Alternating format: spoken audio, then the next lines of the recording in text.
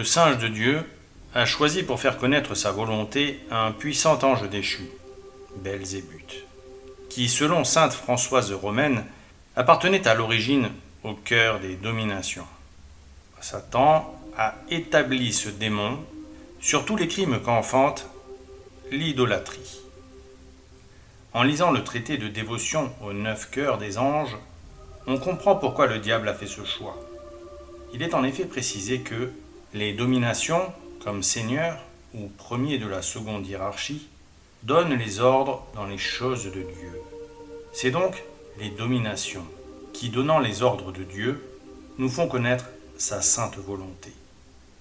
Or, le diable, connaissant parfaitement la nature des anges, la fonction qui leur fut impartie initialement par le Créateur, et l'efficacité sans faille dont ils font preuve dans leur fonction, imite l'organisation que le Seigneur a mise en place pour être le plus redoutablement efficace possible.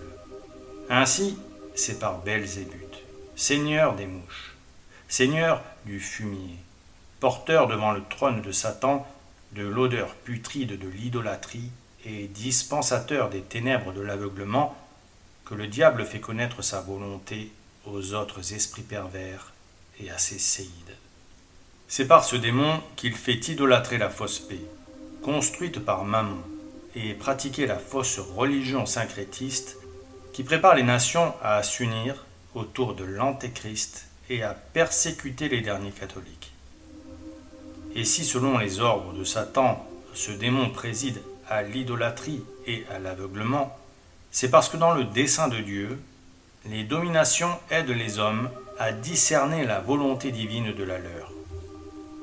On peut lire, toujours dans le traité de dévotion aux 9 cœurs des anges, que nous serions heureux si nous pouvions bien discerner la volonté divine d'avec la nôtre. Combien de fois l'amour de nous-mêmes et de la créature, qui ne peut produire en nous que de l'aveuglement, nous donne-t-il le change et nous fait-il prendre notre volonté pour celle de Dieu. Une âme un peu touchée du divin amour a de la peine, quand elle connaît bien la divine volonté, à s'y opposer. Mais la nature corrompue vient secrètement et nous fait penser facilement que ce que nous voulons est dans l'ordre de Dieu.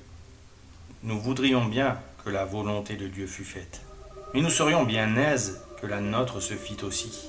Ainsi, l'on tâche d'accorder la volonté divine avec la sienne. Ce désordre est bien plus grand que plusieurs ne pensent parmi les spirituels. La dévotion aux dominations y est un grand remède, puisque c'est le propre de ces esprits de lumière de nous faire connaître les ordres de Dieu. Ils sont comme les secrétaires d'État du grand roi Jésus. Belzébuth est donc en quelque sorte comme le secrétaire d'État de Satan.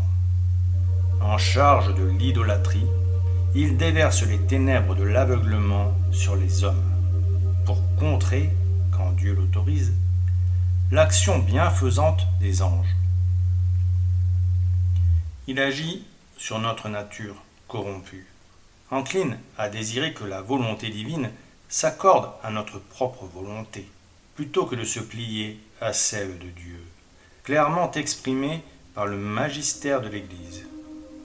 Et par cette action, il pousse les hommes à adhérer aux fausses religions, à vénérer des démons et à idolâtrer tout et n'importe quoi. Belzébuth, enfin, préside les cohortes assignées à la destruction de ce qu'il y a de plus sacré dans l'Église, par la perversion de la doctrine et par l'altération des rites sacramentels. Il est le maître d'œuvre du remplacement des sacrements par des rituels vains, offensant Dieu. Il convertit l'odeur agréable de l'encens en odeur de fumier et de putréfaction, qui attire les mouches et tout ce qui est sale et impur, et éloigne tout ce qui est pur et saint. Ces soldats maléfiques propagent l'hérésie, l'apostasie, l'idolâtrie et la zizanie dans l'Église, et ainsi, avec leur aide, conduit la propagation des ténèbres infernales ici-bas. C'est de lui Que viennent les ténèbres qui aveuglent les esprits humains. L'idolâtrie et l'aveuglement sont intimement liés, car l'homme idolâtre, en refusant la vraie lumière qui éclaire tout homme venant en ce monde, reste dans les ténèbres de Belzébuth. Et tous ceux qui, d'une manière ou d'une autre, refusent d'adhérer à la vérité, d'aimer Dieu, et s'associent ou communient avec ceux qui adorent le diable ou les démons vénérés dans les fausses religions, sont frappés d'aveuglement spirituel et rejoignent la lignée spirituelle de Caïn. C'est ce que nous vous proposons d'étudier dans ce nouveau tome de la chute de Sardes, intitulé L'œuvre destructrice de Belzébuth, livre disponible aux éditions du CSRB. Lien en description sous la vidéo. Que Dieu vous garde, sous la douce protection de Notre-Dame du Mont Carmel.